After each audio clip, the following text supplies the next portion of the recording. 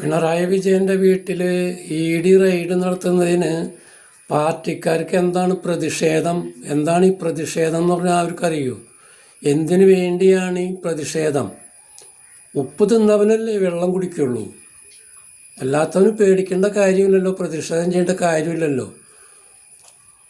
ഈ പ്രതിഷേധം ചെയ്ത ഇവരെല്ലാം ഇതിൻ്റെ ബാക്കിലുണ്ടാവും കുറച്ച് കഴിയുമ്പോൾ.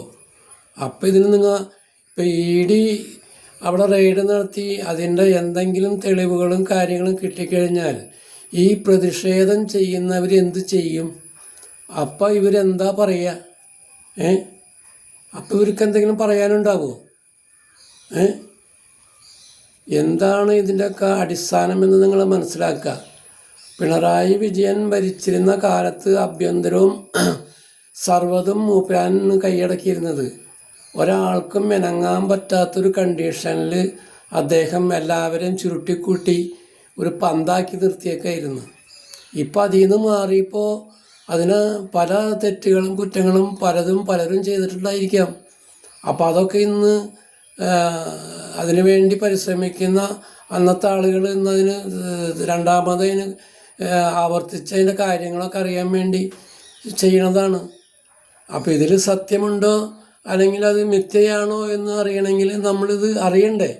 അല്ലാണ്ട് നമ്മൾ അവിടെ വന്നിട്ട് പ്രതിഷേധം ചെയ്തുകൊണ്ട് കാര്യമില്ലല്ലോ. പ്രതിഷേധം ചെയ്യാം.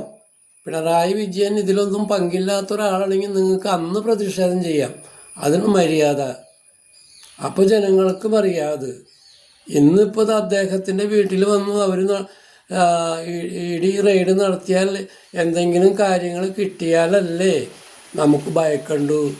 ഇല്ലെങ്കിൽ ഭയക്കേണ്ട കാര്യമില്ലല്ലോ. നമ്മൾ ഈ പ്രതിഷേധം ചെയ്യേണ്ട കാര്യമില്ലല്ലോ. നമ്മൾ പ്രതിഷേധം ചെയ്തു കഴിഞ്ഞാൽ കോടതി ഉത്തരവല്ലേ. പിണറായി വിജയൻ്റെ ഭരണകാലത്ത് അദ്ദേഹത്തിൻ്റെ ഉത്തരവല്ല. ഇതുകൂടി തിരിച്ചറിയണം. മുമ്പിലിരിക്കുന്ന പണ്ടത്തെ മന്ത്രിമാരൊക്കെ ഉള്ളല്ലേ ഇത്, അവർക്കെങ്കിലും അറിഞ്ഞൂടെ ഈ വിവരങ്ങളൊന്നും? എന്ത് മന്ത്രിയല്ലേ, എന്ത് കിട്ടിയത് കൈയടക്കാതല്ലാണ്ട് എന്താണ് ഇതിലൊക്കെ ഒരു ഇതുള്ളത്? മാന്യമായ രീതിയിലാണ് നമ്മൾ കാണിക്കേണ്ടത്. മനസ്സിലായില്ലേ? ഈ കാട്ടിക്കൂട്ടിയതിൻ്റെ പ്രതിഫലമല്ലേ നമ്മൾ ഈ അനുഭവിക്കുന്നത്. ഇനി എത്രയോ അനുഭവിക്കാൻ കിടക്കണം ഇല്ലേ? ഇതൊക്കെ ഒരു വോട്ട് ചെയ്തു പറയുമ്പോൾ വെറുതെ പാഴായിപ്പോയി. മനസ്സിലായില്ലേ?